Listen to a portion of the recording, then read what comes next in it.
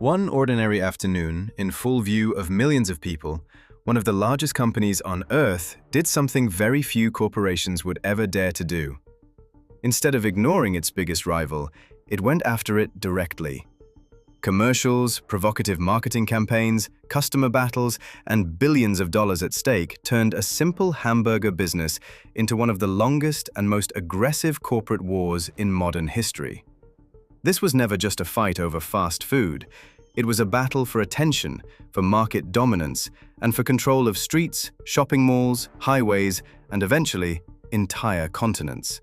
For decades, two brands came to represent opposite sides of the same empire. On one side stood a company that built such an efficient expansion machine that its logo became one of the most recognizable symbols on the planet.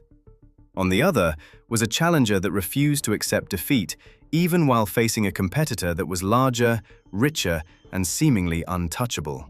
The conflict between McDonald's and Burger King was never really about taste.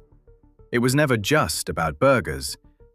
The real war was fought behind closed doors, where executives designed strategies capable of shaping the habits of entire generations.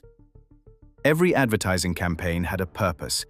Every product launch was a response to something the other side had done.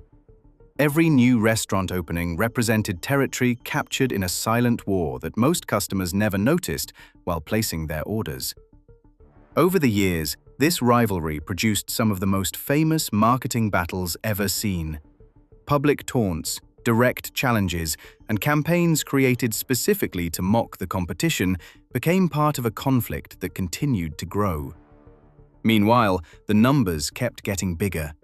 Thousands of locations, millions of customers every day, billions in annual revenue. But there is a far more interesting question than simply asking which company sells more burgers. How did two fast food chains turn a simple meal into a global competition of historic proportions? How did a business built on bread, beef, and French fries evolve into a corporate struggle capable of moving billions of dollars, reshaping marketing strategy, and influencing popular culture across dozens of countries? The answer is not found on the menu. It lies in the decisions that transformed entire markets, the mistakes that cost fortunes, the bets that seemed impossible at the time, and the rivalry that turned McDonald's and Burger King into the central players in one of the greatest business wars ever fought. And to understand who truly won that battle, we need to go back to the beginning, to a time when neither company realized it was about to enter a conflict that would last for generations. To understand how this rivalry grew into a global battle, we need to look back to a time when fast food was not yet a dominant force in the economy. For much of the 20th century, eating out was a very different experience. Traditional restaurants were built around time. Orders took longer to prepare. Customers sat down and were served at their tables. The entire process was designed around keeping people in the restaurant rather than moving them through it efficiently. It worked, but it was increasingly out of sync with a world that was changing at remarkable speed. As cities expanded, the middle class grew, and car ownership became more common, consumer behavior began to shift. People traveled farther, worked longer hours, and placed a higher value on convenience. A new demand emerged for meals that were fast, affordable, and predictable. Millions of consumers were not looking for a dining experience. They wanted something simple, reliable, and available without a long wait. That shift created the foundation for an entirely new business model. Instead of focusing on the craftsmanship of individual meals, a handful of companies began treating food service as a system. The goal was to eliminate unnecessary steps, streamline operations, and turn meal preparation into something closer to an assembly line. The faster the service, the more customers could be served. The more customers served, the larger the profits. The concept sounded simple, but the opportunity behind it was enormous. For the first time, a restaurant chain could deliver essentially the same experience across multiple cities and regions. The same burger, the same taste, the same process, the same waiting time. The idea of standardization, which had already transformed industries like automobile manufacturing, was beginning to reshape the food business as well. In this environment, the hamburger stopped being just another menu item and became a scalable, global product. Independent restaurants still controlled much of the market, but they faced a fundamental limitation. Their growth depended on the people running them. The emerging chains saw something different. They wanted to build systems capable of operating in hundreds, eventually thousands of locations at the same time. The real breakthrough was not the food. It was the operation. While most restaurant owners focused on what happened inside the kitchen, a new generation of companies began building systems for training, logistics, supply chains, marketing, and expansion. Success no longer depended solely on a talented cook or a strong local manager. The system itself became the competitive advantage. At the same time, another transformation was underway. Mass advertising was becoming increasingly powerful. Television was entering millions of homes. Brands were no longer competing only on quality or price. They were competing for space in the minds of consumers. Being remembered became just as important as being efficient. This was the world that set the stage for the rise of industry giants. A rapidly expanding market, consumers with less time and higher expectations, new communication technologies, more sophisticated supply networks, and a nearly limitless opportunity for any company capable of building the most effective operating machine. Many businesses tried to capitalize on these changes. Some grew quickly and disappeared just as fast. Others never managed to expand beyond their local markets. But two companies would eventually discover a formula capable of lasting for decades. They understood something that many of their competitors did not. They were not simply selling meals, they were selling convenience, consistency, and instant recognition. What nobody realized at the time was that these two companies were on a collision course. As the industry expanded, the room for leadership became smaller, and once billions of dollars were tied to that leadership, competition stopped being just a business challenge. It became strategic, global, and unavoidable. It was in this environment that the paths of McDonald's and Burger King began to converge, setting the stage for a rivalry that would redefine the fast food industry. Of the two companies, McDonald's was the first to discover the formula that could transform a restaurant business into a global empire. What began as an efficient operation quickly evolved into something far larger. While most competitors were still thinking about opening restaurants one at a time, McDonald's was building a growth engine that operated almost like an automated expansion machine. The breakthrough came when the company realized that its most valuable asset was not the hamburger itself. It was the ability to replicate the same business model anywhere. Every new location followed strict procedures. Ingredients met precise specifications. Employee training was standardized. Operations were carefully controlled. The result was an experience that felt virtually identical whether a customer was in one city, one state, or another country entirely. That consistency created something incredibly powerful: trust. Customers no longer had to take a risk. When they walked into a McDonald's, they already knew what to expect. The menu was familiar. The service followed a predictable pattern. The wait time was minimal. At a time when independent restaurants could vary dramatically in quality and experience, that level of reliability became a massive competitive advantage. At the same time, the company mastered another critical piece of the puzzle: franchising. Instead of relying solely on its own capital to expand, McDonald's built a system that allowed entrepreneurs to invest in opening new locations. Every new restaurant increased the company's footprint without requiring the corporation to carry the full cost of expansion. Growth accelerated. New locations appeared constantly. Highways, suburban neighborhoods, urban centers, and commercial districts all began filling with the now famous Golden Arches. The brand occupied strategic territory before many competitors fully understood the scale of the transformation taking place. But there was another factor that proved even more important. While many businesses sold food, McDonald's started selling an identity. The company evolved beyond a restaurant chain and became part of everyday life for millions of people. Families brought their children there on weekends. Teenagers used it as a gathering place. Travelers found comfort in seeing a familiar brand in unfamiliar cities. Gradually, McDonald's embedded itself into popular culture. Advertising played a crucial role in that process. Carefully crafted campaigns connected the brand with ideas of happiness, convenience, and family experiences. The goal was not simply to sell a meal, it was to create an emotional connection that lasted far beyond the transaction itself. Meanwhile, the numbers became staggering. The company's growing scale allowed it to negotiate better terms with suppliers, spend more aggressively on marketing, and expand at a pace few competitors could match. The larger the network became, the more efficient it grew. And the more efficient it became, the harder it was for rivals to catch up. Many companies tried. Some focused on larger menus, others competed on price, some targeted specific regional markets, but very few possessed the combination of brand recognition, capital, logistics, and operational discipline that McDonald's had spent years building. The result was an extraordinary concentration of market power. In many regions, the company effectively set the standards for the entire industry.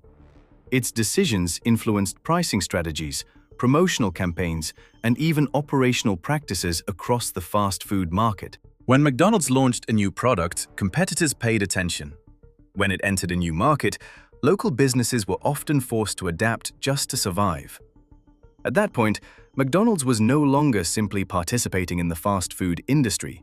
It had become the industry's defining force.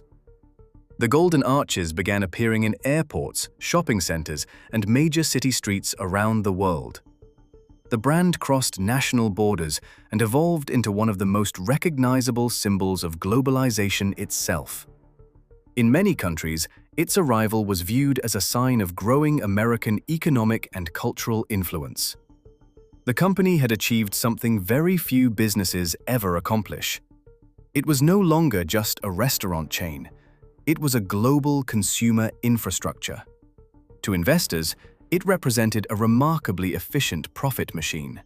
To franchise owners, it offered a business model backed by a proven system. To customers, it was a familiar presence almost anywhere they traveled. From the outside, its position appeared nearly unshakable. But just as McDonald's dominance began to look permanent, a competitor decided to challenge that supremacy head-on. Instead of avoiding the fight, it embraced it. Instead of searching for a separate corner of the market, it targeted the same customers, the same territories, and the same attention. And that was the moment Burger King stopped being just another fast food chain and became the only rival capable of turning a comfortable lead into a full-scale corporate war. It was at the height of McDonald's dominance that the first signs of vulnerability began to appear. Most customers never noticed them. The restaurants were still busy, revenue was still growing, new locations were still opening around the world. From the outside, the machine looked unstoppable. But history shows that great empires rarely face their biggest threats when they are weak. The most dangerous risks often emerge when success feels guaranteed. For years, McDonald's had won because it understood consumers better than anyone else. It delivered speed, consistency, and affordability at a scale no competitor could match. But as the company grew larger, the market around it began to change. A new generation of consumers entered the picture with different expectations. What had worked for decades was no longer enough for everyone. Some customers wanted more variety. Others wanted customization. Many began looking for meals that felt fresher, more personal, and more aligned with their individual preferences. The challenge for McDonald's was that its greatest strength was also becoming a limitation. The extreme standardization that had fueled its rise made rapid adaptation far more difficult. Making changes in a handful of restaurants was easy. Making changes across thousands of locations worldwide was something else entirely. While the industry leader focused on protecting a massive operating system, smaller competitors started finding opportunities to differentiate themselves. And no company took advantage of that opportunity more aggressively than Burger King. Unlike McDonald's, which had built its reputation on consistency and uniformity, Burger King positioned itself as an alternative. Not a copy, Not a smaller version of the same idea, but a different choice altogether. Its marketing emphasized something its rivals struggled to offer: the feeling of flexibility and customization. The message was simple but powerful. While one company represented a highly controlled system, the other promised customers more freedom. At first glance, that distinction seemed minor. In reality, it carried major strategic implications. For the first time in years, McDonald's was facing a competitor that was not simply trying to compete on price or location. Burger King was competing for perception. It was trying to convince consumers that there was another way to experience fast food. The rivalry intensified. Advertising campaigns increasingly targeted the strengths of the competition. Burger King made provocation part of its identity. Rather than avoiding comparisons, it actively sought them. Every opportunity to associate its brand with choice, individuality, and differentiation became a weapon. To the public, it looked like clever marketing. Behind the scenes, it was something much more serious. Because every successful campaign had the potential to weaken one of McDonald's most valuable assets, the perception that it was unquestionably superior. At the same time, the broader market was becoming more crowded. New chains entered the industry. Specialty restaurants gained traction in specific niches. Fast casual concepts started attracting consumers in key regions. Customers suddenly had more choices than ever before. None of these threats alone was powerful enough to challenge McDonald's dominance. The problem was the combination of all of them. When a company leads an industry for a long time, its decisions are often shaped by the need to protect what it has already built. That is not necessarily a mistake. In fact, many of McDonald's choices were entirely logical given the circumstances. The company was managing one of the largest restaurant operations in the world. It needed to preserve efficiency, control costs, and ensure that thousands of locations continued operating within strict standards. Radical changes carried enormous risks. A seemingly small adjustment could create unintended consequences across the entire system, so the company often chose stability. The problem is that markets rarely stay stable. While McDonald's focused on protecting its position, more agile competitors were free to experiment. They could test new ideas, launch bold campaigns, and respond more quickly to shifts in consumer behavior. Ironically, the very scale that had fueled McDonald's rise was beginning to slow its ability to react. Then another challenge emerged. The public conversation around food started to change. Questions about nutrition, ingredient quality, and eating habits received increasing attention from media outlets, experts, and consumers. For the first time, some of the same characteristics that had powered the growth of fast food were being examined more critically. No company felt that pressure more intensely than the largest name in the industry. McDonald's remained powerful. It remained profitable. It remained one of the most recognized brands on earth. But now it had to defend more than its market position. It had to defend its cultural relevance. Burger King saw an opportunity. Its leadership understood that defeating McDonald's outright was nearly impossible. The goal did not have to be destroying the giant. It only needed to exploit the cracks that were beginning to appear in the armor. And that is exactly what happened. The war evolved beyond restaurants, menus, and advertising campaigns. It became a battle for narrative, a fight to define which company represented the future of fast food and which one represented a model increasingly being questioned. For the first time in years, McDonald's dominance no longer felt inevitable. The empire was still standing, but the aura of invincibility was beginning to fade. And when a giant stops looking untouchable, the attacks usually become far more aggressive. The most intense phase of this corporate war was still ahead. What happened next was not a sudden collapse. There was no single moment when McDonald's lost its empire or was overtaken by a rival. The reality was far more complicated. The company remained enormous. It remained profitable.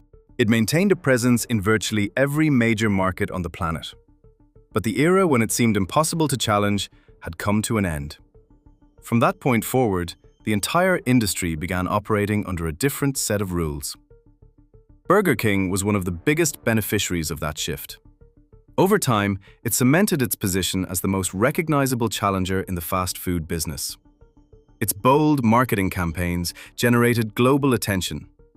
Its willingness to confront the industry leader allowed it to occupy a unique place in the minds of consumers. Even without matching McDonald's scale, Burger King achieved something incredibly valuable. It remained relevant in an industry dominated by giants. But Burger King was not the only winner. A new generation of restaurant chains took advantage of changing consumer preferences. Companies focused on perceived quality, fresher ingredients, customization, and differentiated experiences began capturing market share. The industry was no longer driven solely by speed and price. Innovation, brand identity, and the ability to adapt became equally important competitive advantages. At the same time, McDonald's was forced to evolve. The company updated its strategy, modernized its restaurants, expanded menu options in various markets, and invested heavily in technology. Mobile apps, loyalty programs, digital ordering systems, and new operational models became part of its response to a rapidly changing world. The empire did not disappear. If anything, it demonstrated a remarkable ability to adapt, and that may be the most important lesson in this entire story.